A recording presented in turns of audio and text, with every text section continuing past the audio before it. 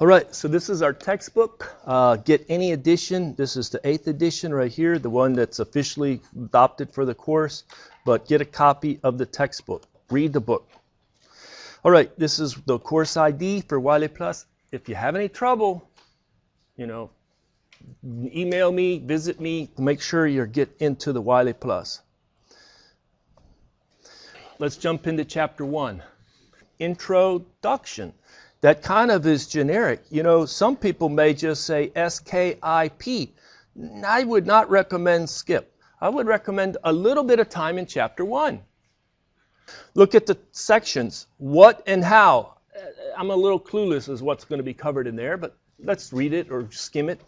The physical origins and rate equations. This class used to not just be called heat transfer. It used to be called heat transfer and rate processes, because it's all about the rate of conduction heat transfer, the rate of convection heat transfer, and the rate of thermal radiation transfer. We're interested in joules per second, known as watts. Watts. A lot of things now are going to be in watts. Instead of coming from thermal 1, a lot of things were in joules or kilojoules.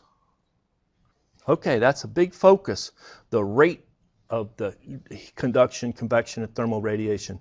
I'm going to get into thermal resistance concept next time. It's a great concept. I'm glad they introduced it, but we want to get through Chapter 1 and not cover the whole thing yet. You came out of this course, thermodynamics. I think it's good to put the previous knowledge in context to the current class or the current notation in this class. It's a little different. Units and dimensions. This is a good review. You really should pay attention to units and dimensions. Have you learned that already? If not, you're falling way behind in your engineering curriculum, because units and dimensions save you, help you check your work, help you really understand what's going on. Okay, we're going to use primarily SI, if not, I believe, exclusively SI, even though there may be some foot and BTUs around, but it's pretty much SI 100%. I'm trying to remember if I assigned any homework that was non-SI. I don't think I did. All right, but we will talk about some things like insulation R values, and those go back to historical units in BTUs and foot squared and degree F. Okay, heat transfer problems. How do you solve a problem? This goes back to thermo. I mean, just start out and list some of the things that are given, some of your assumptions, where you're going to get some data, the overall principles, then do some balance or rate equation application, do some algebraic manipulations, and then box your answer and call it quits and maybe make some comments. It's a good little review of how to solve a problem. And then relevance of heat transfer. Look at heat transfer. I'm just going to take it as a given that it's very important to mechanical engineers to study. I just got an email from a graduate. I got this problem in heat transfer, blah, blah, blah. Can you help me? Okay, I'll give you 10 minutes of my time, but I can't do a lot of consulting with ex-students. But, it's like they got this problem with this machinery overheating. And then it destructs. Computer electronics overheating, then it destructs. Some other things don't work well when it's very high temperature. So you have to either limit the temperature of something so it's warm enough or cold enough, and then you either have to figure out what is that Q or Q dot, what is that rate of heat transfer. This class, we're going to talk about that for the rate of heat transfer, a little different than Thermo 1. Let's jump into it, but please try to spend some time when you're starting a new chapter looking at the table of contents. What's the title, and what are some of the main themes that I can tell are going to be covered in this chapter? What is heat transfer? It's defined as the energy transferred by virtue of a temperature difference, or even the rate of energy transfer. So what is that transfer of energy? We could talk about amount or rate. We could talk about, let's say, kilojoules, or we could talk about kilowatts. Here the focus is going to be on kilowatts or watts, rate of energy transfer, driven by a temperature difference. You have to have something T hot and T cold. If they're both the same temperature, you put them in contact, thermal communication, there's no energy transfer by heat. You have to have a temperature difference to drive heat transfer. All right. Does it sometimes go from cold to hot spontaneously, or does it always go hot to cold spontaneously? Only hot to cold spontaneously. That's the way heat transfer happens all the time. All right. And it really goes across an area. Take your hand out, the palm of your hand, put your palm of your hand like this, and then put an arrow, like your finger, pointed into the middle of the palm of your hand, right? So this is the direction of the heat transfer, and we put it often per unit area. What area? Perpendicular area, normal area to the rate of heat transfer. And then we would talk about how many watts per meter squared. What do you mean per meter squared? It's this area that's normal to the direction, perpendicular to the direction of the energy transfer. So we ought to work in units of watts per meter squared. Okay, what is temperature? What is time? What is life? I mean, there's a lot of tough questions in this world, but temperature is maybe not as tough as time, but it's, what is mass? That's a tough one too. But it's basically a simplistic definition is a measure of how hot something is or how cold something is. Higher temperature, we know that basically more energetic molecules, vibrating, translating, that type of molecular energies. Then you have a distribution of temperature. So let's say I have a slab. And the slab, we're going to have a coordinate system x.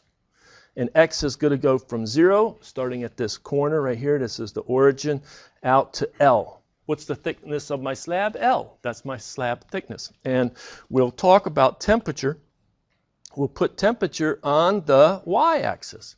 And maybe we'll put this in degrees C. And maybe this will be, 80 degrees C. This will be 60 degrees C and 40 degrees C. And so you have some temperature scale. And then what you could do is say, well, at x equal to 0, the temperature may be 60 degrees C. And x equal to L, it may be 20 degrees C. And so if I plotted the temperature distribution, T as a function of x, it'd be a steady state. No change in the properties of material, just flow of heat through the slab. It would be a straight line. That's my kind of boring temperature distribution. T is a function of x. Somebody says, hey, what is T at L divided by 2? Can you tell what that is? It's 20 out here. It's 60 right there. What is T at x equal to L over 2? 40. So now what we're interested in is a temperature gradient often. We have the temperature distribution.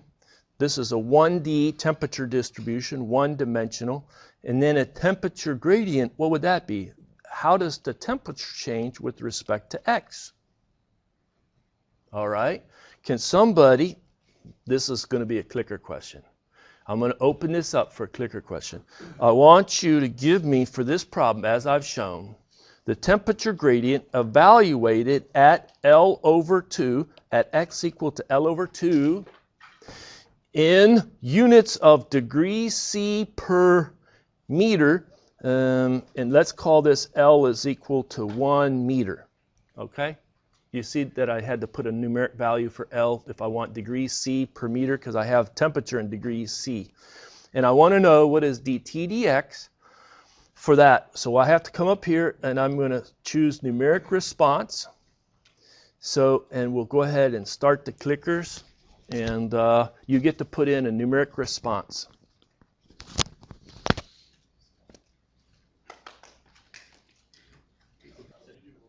All right, we stop.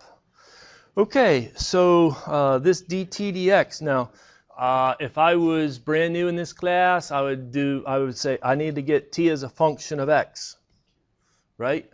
Maybe some of you did it that way. This is a little bit longer, but coming out of a heavily mathematical background. And so you would say, well, I need y is equal to mx plus b, something like that. And you could work on it for a minute or two. I don't know. There's a couple different approaches to this, but wouldn't b be 60? And what is x is going from 0 to L. And if I come out here at L is 1 meter, if I put in 1 meter right there, I need to get down to 20. So it's like negative 40 times x. So doesn't this work if I put in, check, C-H-E-C-K, if I put in t of 0, do I get back 60? If I put in t of 1, do I get back 20? Does it work? All right. And then I say, oh, great. Now I do dt dx, forget about math and blah, blah, blah, and it's negative 40. And then I evaluated at, I could evaluate it at 0. I could evaluate it at L over 2. I could evaluate it at L. I could evaluate anywhere along there. It's a constant. It's negative 40. Did that make sense? Or you just think, look at rise over run, but I'm not doing a rise. I'm doing a fall. I'm doing a fall of 40 degrees over a run of 1 meter. So let's go grade them. Okay, well, we got almost 60% of the class, right? Okay. So we had the conduction, the convection, and the thermal radiation. Are there more modes of heat transfer than these basic three? Not really, no. We can lump all our heat transfer in one of these three modes. Now, the big, broad one is convection, and it can be lumped in with boiling, condensation, movement of air, movement of liquids, blah, blah, blah. Thermal radiation is pretty broad. Conduction is pretty simple and straightforward, and that's what we'll start with. You have some material. Some location is hot, some location is cold. There's no bulk motion of the material. It could be a solid. That makes sense. It's not moving. It could be a liquid that's stationary or a gas that's stationary. Now, it's pretty hard to keep a liquid stationary and pretty hard to keep a gas stationary because they are fluids and they like to move. A little bit of perturbation and they will move. So, but think about it. If you had just stationary, no bulk motion of a gas or a liquid, or definitely for a solid, you could have energy transfer through it if one region's hot and one region's cold. So the temperatures associated with the molecular energies, we already talked about that. But here we come with our first big equation. It's Fourier's law. So when you see this word law, what does that mean? It means that it's based on a bunch of observations, and then they finally come out with a good mathematical description of it. And in physics and in science, they say, really, this thing sort of falls out of the, down, and then we just start using it. It's based on a lot of observations. Somebody deduced it. It's not really derived on other things below it. Now, a lot of times they find out that laws can be derived from more simpler principles. So I'm not getting into a description of what a law is, but again, it's based on a lot of empirical observations, of measurements. So it's this equation, Q double prime is equal to, or maybe I'll do it with a rate like this. Q is equal to a K, an A dt, dx, and then what I often forget is a negative sign in front. This is 1D. It's in the rectangular or like a slab configuration. And this is the rate of heat transfer. This is my temperature gradient. This is my perpendicular or cross-sectional area.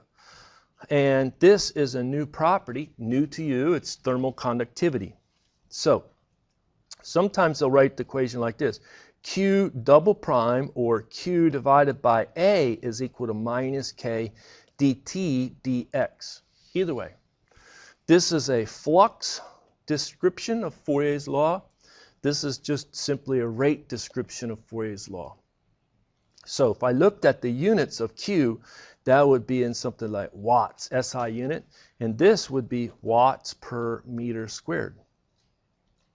Okay, all right. Now, so we had this idea of what is the temperature as a function of location. We had this idea of what is the temperature gradient, dt dx. The thermal conductivity is a property of the material. If I say, oh, I have the slab is made of copper, or the slab is made of steel, or the slab is a bunch of liquid that's stationary, it's not moving, well, guess what? They transfer a lot different rates of heat transfer, because some is very good at conducting the heat and some is very poor at conducting the heat. So this depends on the material. Now, what I want you to do is I want you to deduce the units of the thermal conductivity from either this equation or that equation, either one. Let's work with this equation. What are the typical SI units for thermal conductivity? You can deduce it from this equation right here.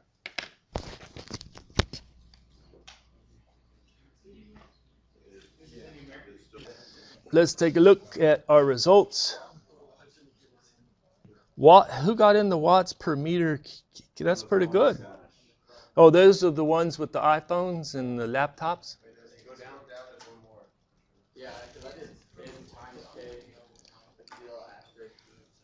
Watts per meter C, watts per meter C, watt space meter K. You know what? They're all good. Oh, yeah. Wow, that was a lot of work. I'm impressed. I'm impressed. This one, well, I'll still give credit. Fine. Graded. Done.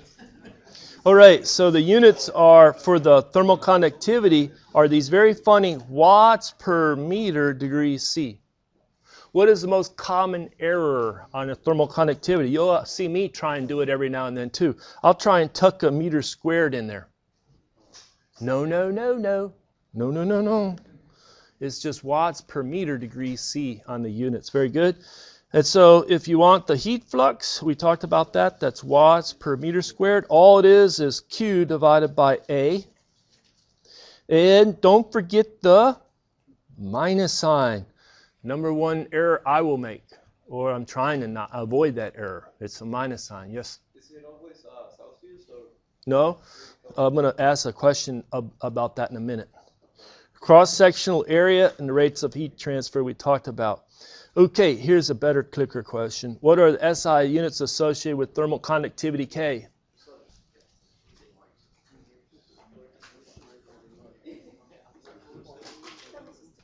We showed results.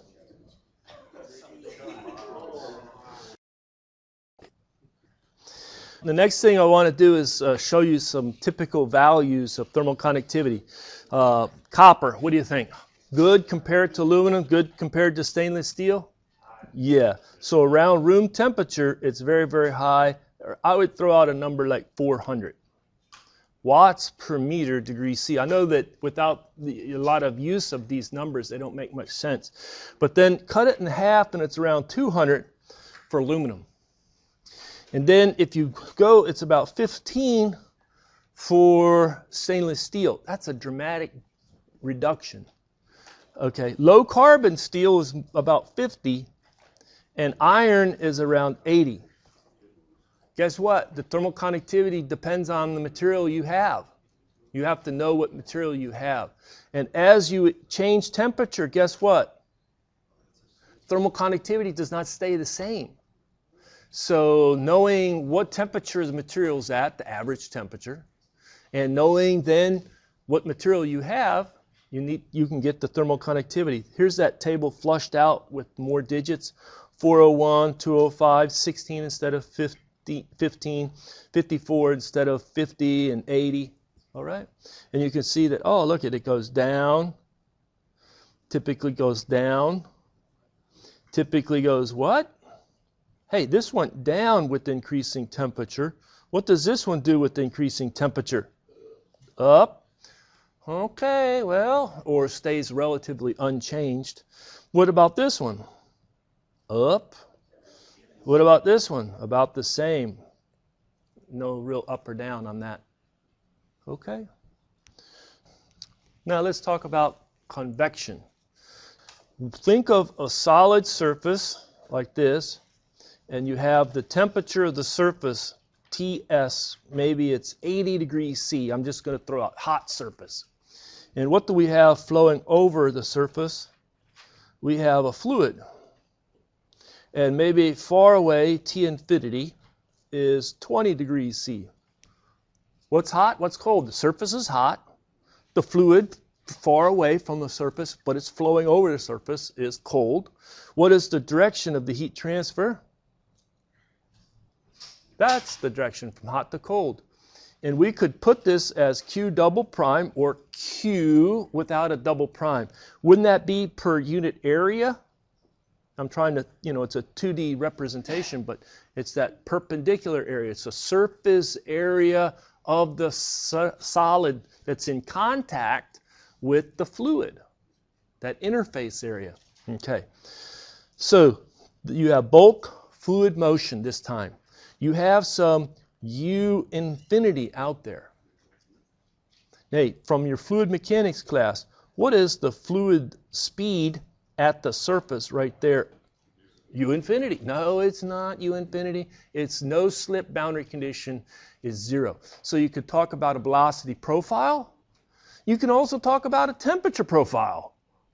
So the velocity profile will be something like, I'm going to plot like that, where it's all U infinity as we go. And you've seen many velocity profiles, but if it's the first time you see it, it's like, what? You're plotting as a function of y going up. This is like an x, y coordinate system. You're plotting u as a function of y. Likewise, you could plot a temperature profile. Here, I'm going to plot and put out here as a measure of 20 and put right here as a measure of 80, and the temperature profile does like that. And so this would be t as a function of y. It's not a straight line. There's some curvature to it. But at t equal to y of 0, that's at the solid surface, isn't it 80 degrees C? And at t at y goes off to infinity, far away, it's equal to 20 degrees C. So, wow, we're going to have our velocity boundary layer. We're going to have our thermal boundary layer. But we want a very simple description of the rate of heat transfer, and it's called Newton's law. Now, were there a lot of people called Newton, or was this the same guy that did all this work? Like Newton's second law? Yeah, it was the same. So Newton's law, Newton's name is all over in the history books of science and engineering. So a lot of times they'll just say it's the law of cooling. Fourier's law, everybody says Fourier's law. All right, we're going to get to the Stefan-Boltzmann law for thermal radiation, the Stefan-Boltzmann law. Some people will just say the law of cooling and not give Newton more credit, but there you go. All right, some books, I think this book uses Newton's law of cooling.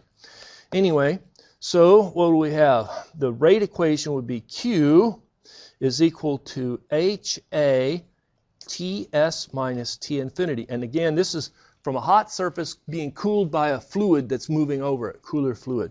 So what again was Ts? Surface temperature. What is T infinity? Fluid temperature far away. That gives us a temperature difference that drives the heat transfer.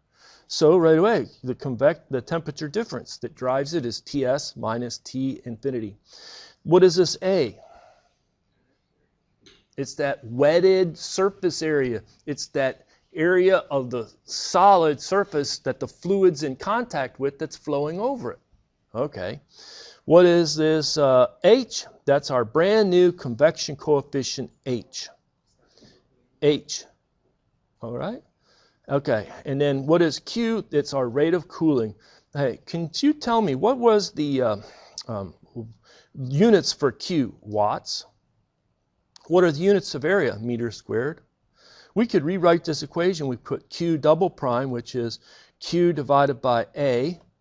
So that's now a heat flux, is equal to H times Ts minus T infinity, just like we did before. True? Yes, sir.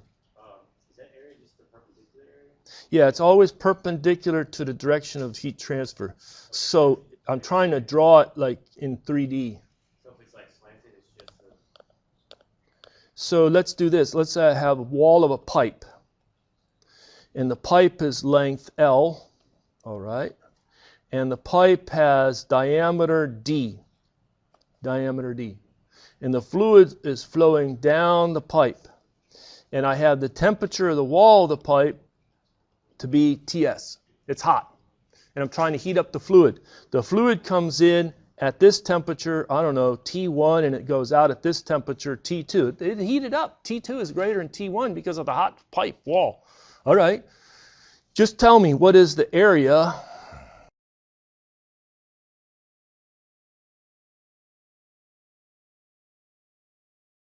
All right, I'm going to go ahead and stop. And then I'm going to do this. I'm going to give you a multiple choice. I'm going to say, hey, somebody said that that area is equal to answer A, B, C, or D. They said it's pi d squared. Somebody says pi d squared over 4. Somebody says pi dl. Somebody says pi d squared L over 4. So answer A, B, C, or D, multiple choice.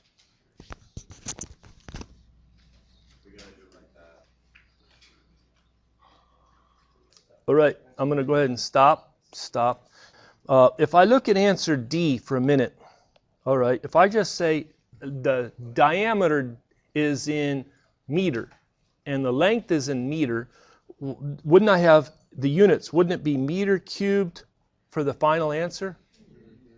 I'm looking for area. Does area have meter cubed? You can rule out answer D just looking at the units. Answer D is a volume. All right, so we're going to do this again. If you chose answer D, I'm recommending you change. Now, let's take a look at this. Somebody says, I remember an area of a circle. Like that, right? The area of a circle. That's pi r squared. I remember that. And then I remember the length of the perimeter, P. I'm going to call that the perimeter, P-E-R, perimeter, okay? And that's pi d or 2 pi r. So the area would be pi r squared or pi d squared over 4. That's my area. Or the perimeter, what is the perimeter? It's the length of the line that goes around on the outside, is pi d or 2 pi r. Is that both true? Okay, last chance to redo this clicker question. What is the surface area that the fluid is in contact with the wall of the pipe? Fluid's in contact. I'm trying the hardest to get in 100% correct. Am I going to get 100% correct?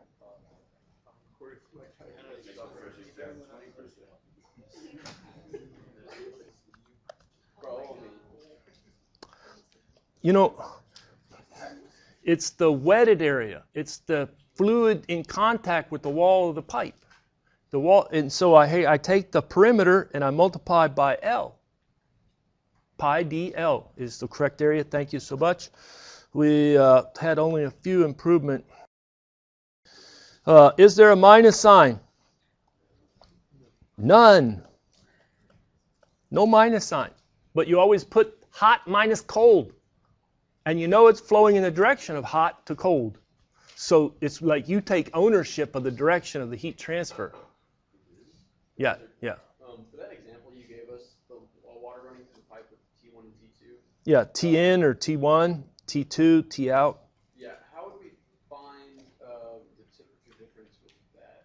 How would you find T2 in relation to T1? No, I get that, but TS in relation to T. Oh, there's going to be a log mean temperature difference introduced later. But it's a very good, if I knew the temperature of the wall here and temperature of the wall here, I get a temperature difference there, and it's not precise. Log mean temperature difference is better. But 90% of the time, it's just the average of those two delta T's. Okay. Yep. Yep. So if we take a look at typical values of the range of convection coefficient, and the first chapter has these tables. And you know what? When students in senior design come and ask me a question about, oh, I got this heat transfer related problem in senior design, I say, what are the range of the H's you're calculating in your, and I say, go back to chapter 1 of the textbook and see if they fall in the range.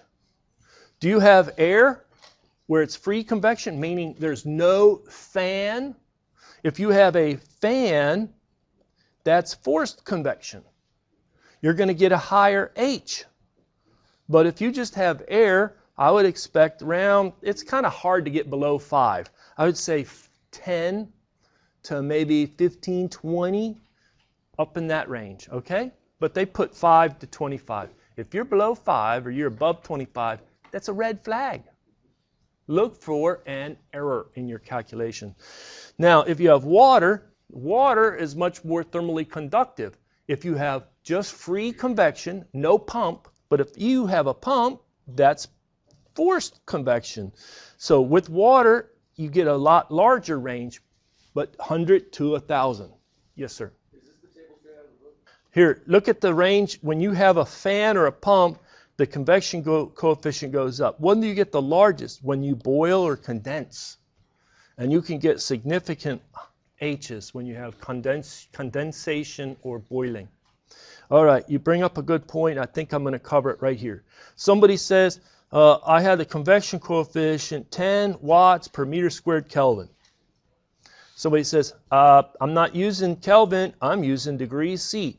I need you to convert H to units of watts per meter squared degrees C, not watts per meter squared Kelvin. This is the number in those units. Give me the new number in the different units and give it to me in 3 significant digits. And also, remember this equation? If you're given a temperature in degrees C and you want to convert it to a temperature in Kelvin, what do? Add 273. True or false? Is this true? Have you done this enough times? All right, so that's a hint. I'm going to pause. This is no clicker. I want to see you work it out on your piece of paper. I want the new value of H in watts per meter squared degrees C.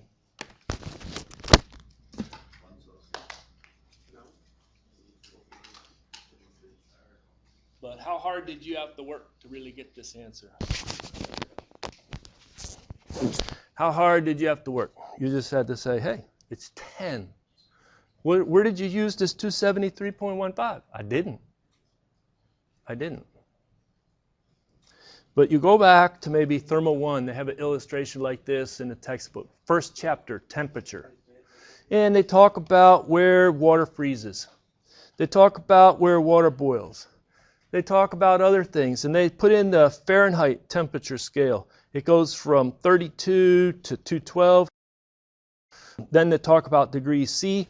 Where does water freeze? Where does water boil? What are the temperature increments? There's 100 temperature increments between that hot and that cold.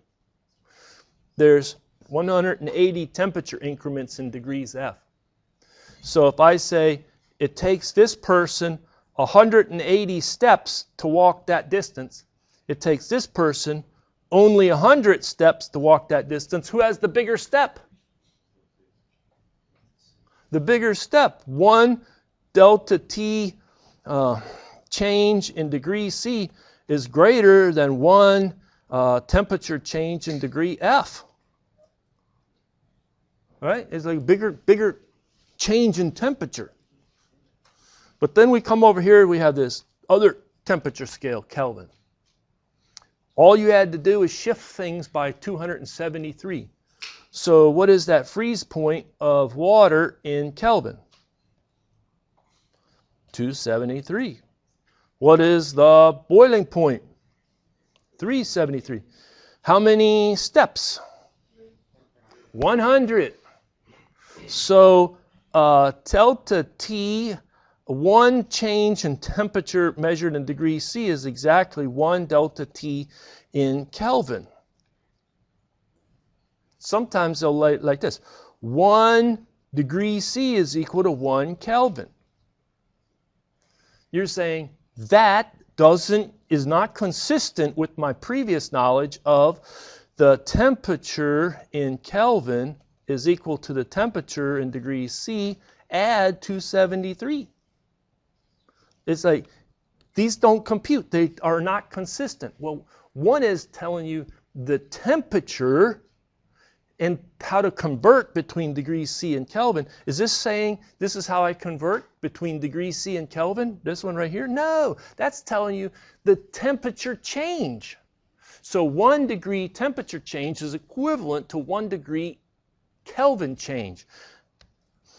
Last one, thermal radiation. So think about the description of radiation. You can talk about it in terms of wavelengths, or you can talk about it in terms of packets of energy, like particles. So a wave description of the same thing or a packet description of the same thing. Hey, I struggled in technical physics too, but this is challenging material. But engineering, we just need to use it and be able to predict the behavior. So we have electromagnetic waves or photons or packets. They don't need a material to travel through. They can go through vacuum. Most of the space between the surface of the sun, where we're getting a whole lot of photons from, and down to the earth is all vacuum. So they don't need anything to travel through. But the photons can travel through this material in this room, the volume of air. And it doesn't participate much. Now, if you put a lot of CO2 in the air, if you put a lot of water vapor in the air, it becomes kind of a cloudy, you can't see through it, a foggy, well then it participates. But that is a very challenging problem to analyze. So we're going to typically deal with transparent gases.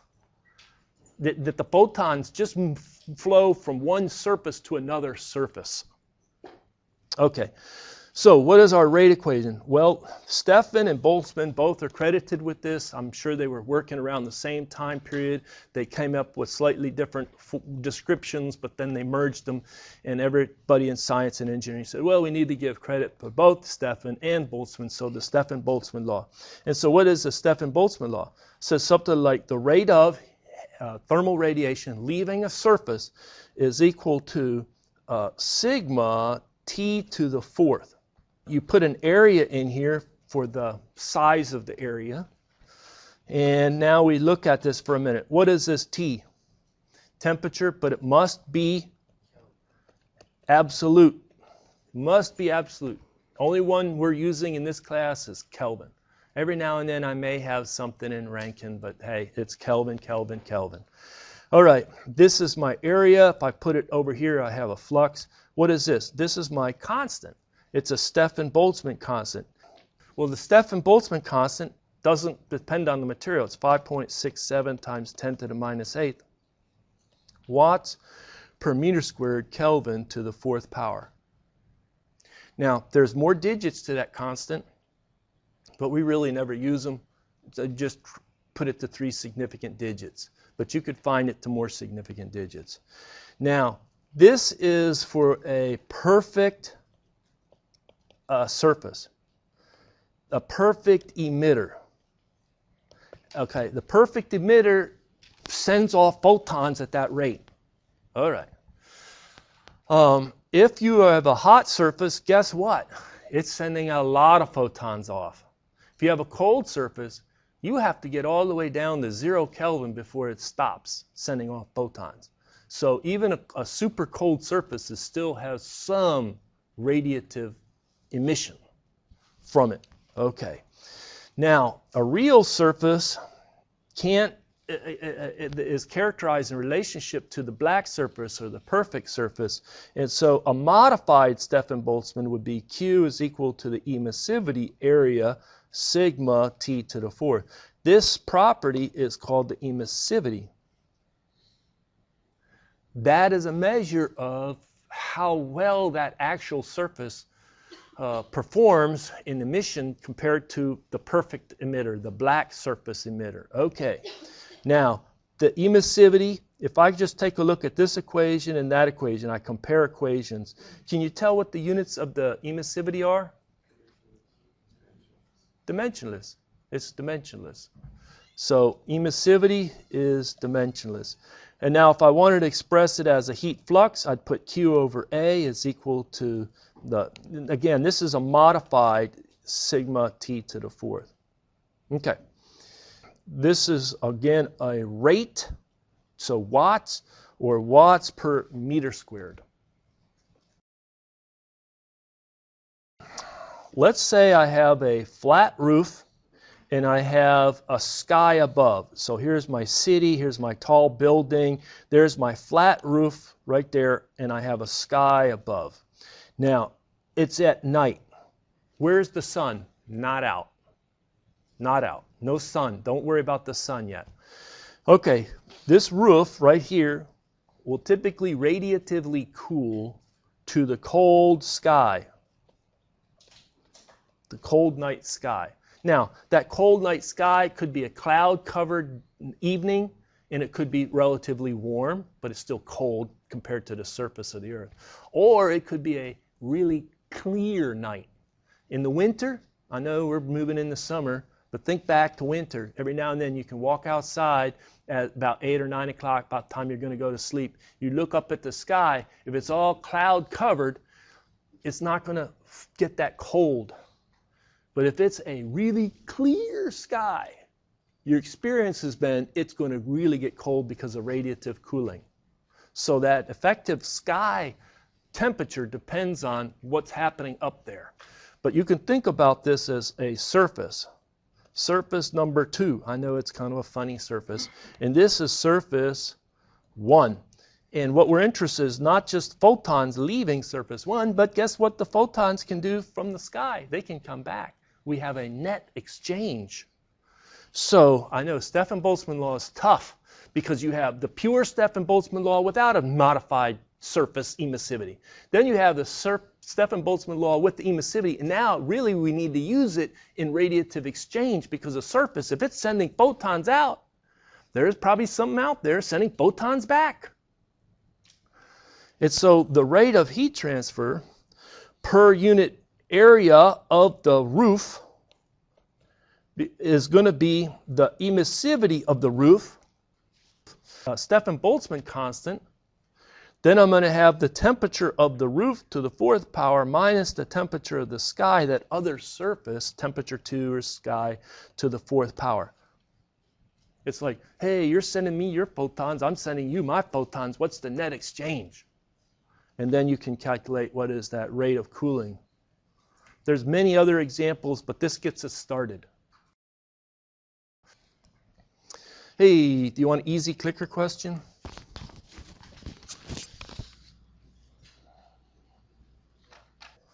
All right, let's go ahead and stop this. And do I have 100% correct? There you go. You can look at typical values of emissivity. Now, there's a bunch of materials here: aluminum, cast iron, copper, stainless steel, rubber, wood, sand, concrete. There's kind of a dividing line here, up and down. What's up and down? Metals. And then down below? Rubber. Now, also here they'll have nominal, polished, and then oxidized. We really don't go polishing and oxidizing concrete. I mean, it does have some junk, deposits on it, and then you spray wash it, and it looks a little cleaner. But really, the polished and the oxidized really come into play. How many people have seen copper? Brand new copper, polished. And then they've seen it after a couple years out in service, copper pipe somewhere. It's heavily oxidized. Dramatic change between polished and oxidized. So for copper, let me see if I get the numbers here. It can go between an emissivity of 0.02, 1/50th, that's a low emissivity, 0.02, all the way up to 0.6, pretty high. And there's not a lot of precision in these numbers. It does vary. Okay. Here's that table. They can have a dramatic change from polished to oxidized. Solar radiation, look at the sun emits photons in an electromagnetic spectrum in microns, about 0.4 to 0.7 microns. It's a pretty narrow part of the thermal electromagnetic spectrum, but it's a very important part, and we're going to talk more about it. It's what your eye can see. Now, we do have some emission from the sun, that is over in the shorter wavelength. This would be how much power is coming out in, let me just say, emissive power at a particular wavelength, something like watts per meter squared micron, okay, because you're looking at the wavelength characteristics. Shorter wavelength, ultraviolet, UV, very high energy, short wavelength photons. And then out here you have the IR, infrared. You have the near field, far field, long wavelength, short wavelength IR, and things change. And so the whole idea of the electromagnetic spectrum, we're going to get to it in like chapter 12. The solar radiation is typically like a beam coming down, and maybe you have a surface here. And maybe then later in the day the beam is coming this direction. It's directional, primarily directional. Now, you say when you have a cloud-covered day, you know, you still see everything, but I don't see I don't see things casting a strong shadow. Well, that's because it's scattered all over in the atmosphere. Now it's a very diffuse photons hitting the surface of the Earth. But on a cloudless day, you can see very sharp shadows on the ground from things that block the sun's, and it changes wherever the sun is at. So you have a lot of angular and directional characteristics as well as wavelength characteristics. Well, what did we study when we studied thermodynamics 1 and thermodynamics 2? We said, well, can you write the first law for a closed system undergoing a process? Something like, hey, the final energy minus the initial energy. You know, after the process, before the process. And then how did it change? Well, you had heat transfer coming in. Minus, how did it change? Some energy transfer by work going out. Somebody says, write the first law for control volume. And maybe I have a mass flow rate here coming in and a mass flow rate going out, another one there. So you would have, okay, the rate of change of the energy in that control volume with respect to time is equal to the rate at which it's flowing in by heat transfer. Are these two symbols the same? No. One's joule, the amount, one's the rate, watts or kilowatts. Okay. Minus W dot, sometimes they put CV, so it's the shaft work, typically think of that way, going out of the control volume. Then you had the mass flow rate coming in, and you had the enthalpy and the kinetic energy and the potential energy all coming in. And if you had multiple ends, guess what you do? Put a big summation. And then you had the minus, the mass flow rate exiting, enthalpy exit, kinetic energy exit, potential energy exit, and if you had multiple, put a big summation. Right? That's your background. Now we hit this class. We have new syntax, new symbols. What did we all already have for Fourier's law? Q is equal to minus Ka dt dx. What was lowercase q in this class? Rate of heat transfer. But if we go back to here in thermo, what was, if we saw a lowercase q, wasn't it Q per unit M? Or wasn't it Q dot per M dot? Yeah, different. The lowercase q had units of kilojoules per kilogram in thermo 1 and thermo 2. Here, lowercase q has units of kilowatts or watts. So, I know that this is a struggle, so what I tried to do is list out what are the symbols that we kind of recycle between these two classes. So, big Q was amount of heat transfer. It's also amount of energy transfer, but it's rare. It's not as commonly used in this class, big Q. Okay. How about lowercase q? Well, it was kilojoules per kilogram, like Q over M or Q dot over M, what I just said. Here, it's just the rate of heat transfer. Big change, isn't it? You just have to get used to it. How about Q double prime? Did we ever use it? No, not used in thermo. But what does that mean? It means per unit area. Sometimes you put Q prime per unit length, double prime per unit area. Guess what that is? Triple prime per unit volume. Often those are the notations used. So we use a lot of this. All right, Q dot, cap Q dot. Guess what? Not used. It's heavily used in thermo, but it's not. And then this is Q, lowercase q dot is not used in thermo. I wish they did not use only lowercase q dot in this textbook, but that's what they use, and they use it for volumetric energy generation rate in watts per cubic meter. I wish they would just put Q triple prime SRC, some thermal source, or gen, something else. But I don't like putting the dot now on top of it without a triple prime when they use the double prime. But I'm not the author of the textbook. I'm just telling you what it is. You know, in the early part of the textbook, they have a section on nomenclature and symbols. Maybe you want to refer to that every now and then, just like they have it in our thermo book. So what are our big modes? Conduction, convection, radiation. Can I have conduction in a gas? As long as it's stationary, yes you can. No bulk motion, yes you can. But as soon as you put temperature difference, gravity, you typically get buoyancy, free convection. It's pretty hard to hold fluid stationary. The radiation is most complex. True, false. In order to have heat transfer, there must be a temperature difference.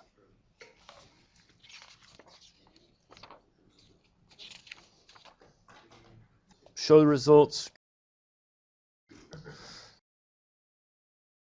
In order to have heat transfer, there must be a solid, liquid, or gas, some material in order for the energy to transfer through. True or false? Out loud.